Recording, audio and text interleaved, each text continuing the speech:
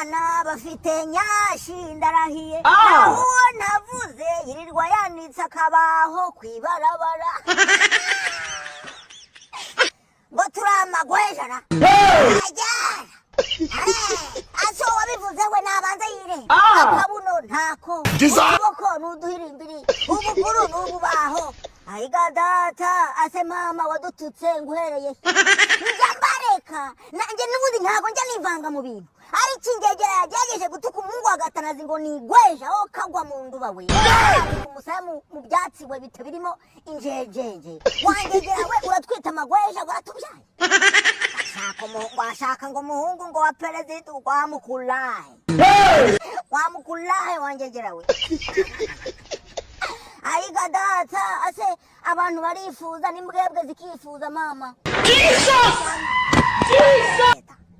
n'umuhungu w'umukarani